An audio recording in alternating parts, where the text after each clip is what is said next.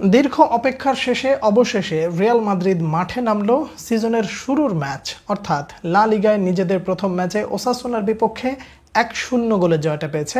যদিও গোলটা এসেছে পেনাল্টির মাধ্যমে।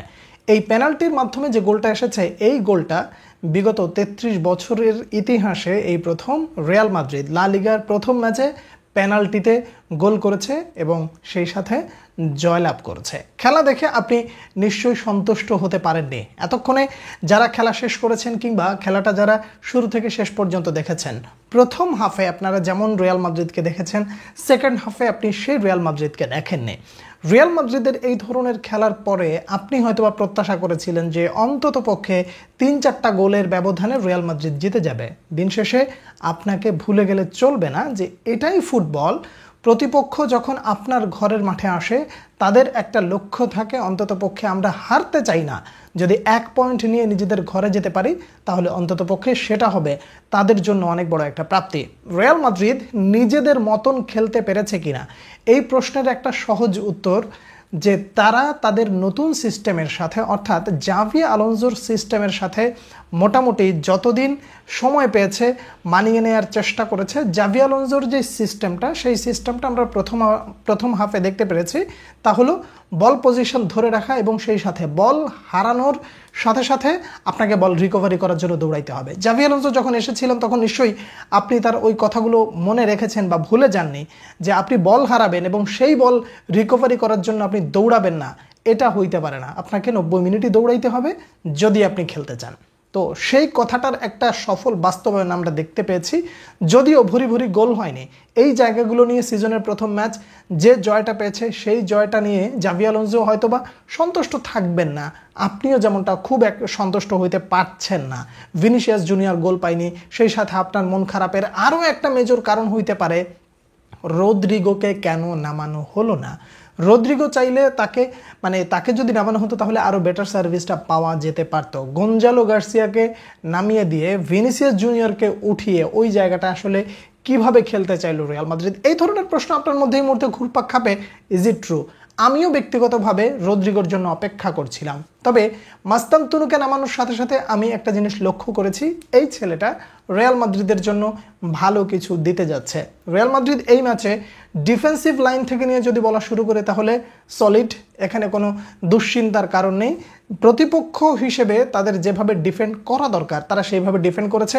বল সাপ্লাইয়ের দিক থেকে ডিন হুইজেনকে আমি বলবো আপ টু দ্য মার্ক এবং টপ নচ দুটোই বলতে পারি। সেই সাথে এইটার মিলিতাওকে যেভাবে ফিরে পাওয়া গেল এটা আসলে অবিশ্বাস্য বললেও কম হবে। দুটো এসিএল ইঞ্জুরির পর এইটার মিলিতাও যেভাবে ফিরে এসেছে সেটা আসলেই অসাধারণ।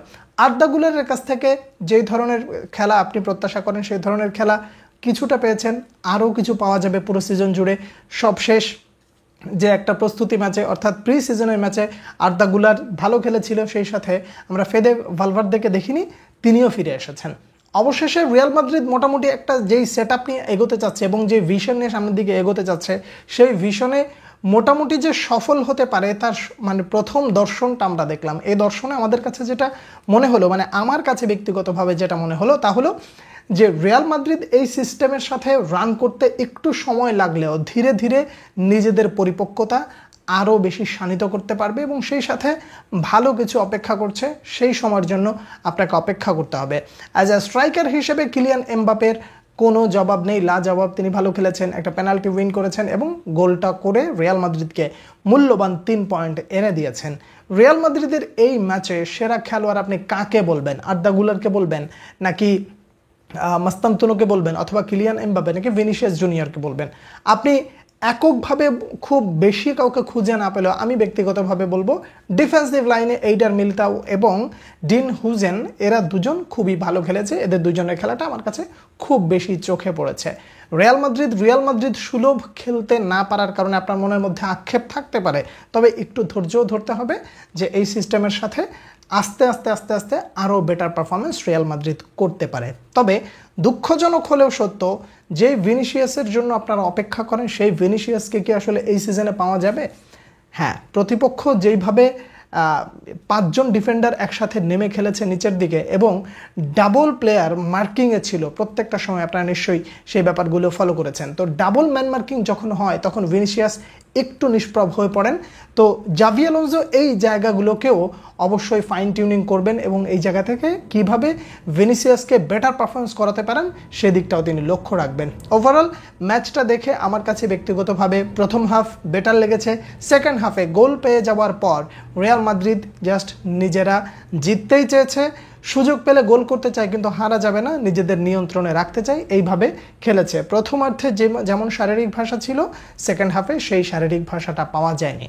এটা ছিল আমার ব্যক্তিগত খেলা দেখার পরে আমার মতামত। আপনারা কেমন দেখলেন? এই খেলার প্লেয়ার অফ দ্য ম্যাচ কে হতে পারেন আপনার দৃষ্টিতে? শুধুমাত্র গোল কিলিয়ান এমবাপে দিয়েছেন বিধায় যে তাকে আপনি ম্যান অফ দ্য ম্যাচ বলে ফেলবেন, বিষয়টা এরকম না। কোন ব্যক্তির খেলাটা স্পেসিফিকলি আপনার কাছে খুব বেশি ভালো লেগেছে সেটাই জানাবেন। পরবর্তী ভিডিওতে আবার আপনাদের সঙ্গে দেখা হচ্ছে, সে পর্যন্ত অনেক অনেক ভালো থাকবেন। আল্লাহ হাফেজ।